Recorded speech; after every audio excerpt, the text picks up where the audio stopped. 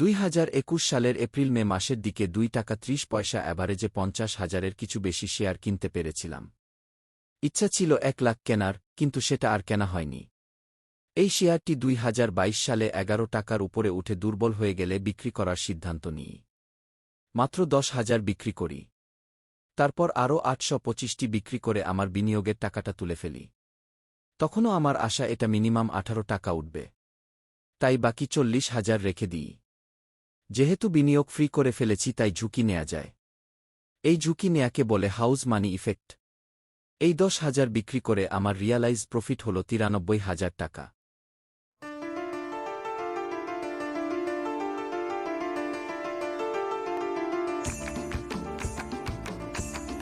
2023 সালের 6 জুনে বায়ারলেস অবস্থায় হঠাৎ বেশ ডিমান্ড লক্ষ্য করি।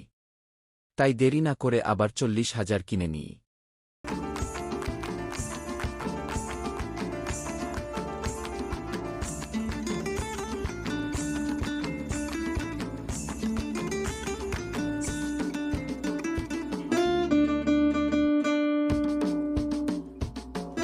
এখন আমার কাছে মোট শেয়ার 80,000।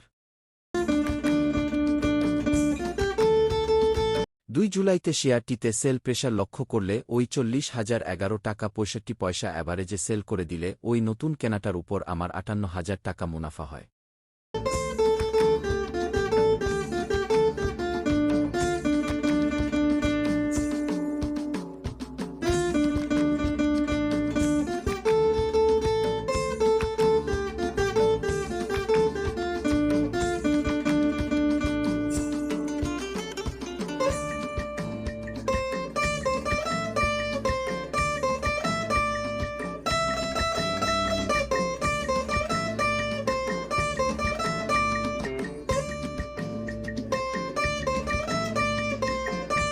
শেয়ারগুলো ধরে না রেখে সব বিক্রি করে দিলে অনেক মুনাফা হতো। কিন্তু আমার এই ট্রেডিং স্টাইল শেখা হতো না। আমার কাছে এখনও 40,000 শেয়ার আছে। 2024 সালে শেয়ারটি 6 টাকায় নেমে গেল। 8 আগস্টে 6 টাকা 80 পয়সা রেটে আবার 40,000 কেনার অর্ডার দিতে গিয়ে দেখি রিজেক্ট হল। আমার কোডে কিছু টাকা কম আছে। তাই 20,000 কিনলাম।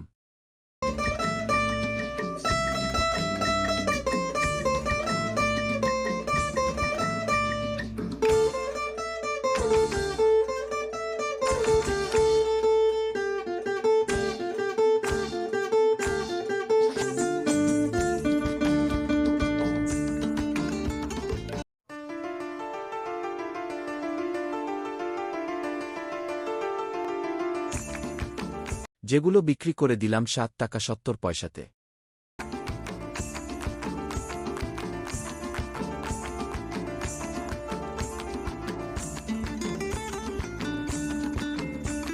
লাভ হল 18,000 টাকা। এবছরের 5 মার্চে মাত্র 500টা শেয়ার কিনেছিলাম। এখন আমার কাছে 40,565 শেয়ার আছে, যার অ্যাভারেজ প্রাইস 2 টাকা 35 পয়সা। সরকার পরিবর্তনের পরপর অনেক কিছুর পরিবর্তন হয়েছে। প্লেয়ারদেরও হয়তো পরিবর্তন হবে। তাই আর ঝুঁকি না নিয়ে সব বিক্রি করে দিলাম 24শে সেপ্টেম্বরে।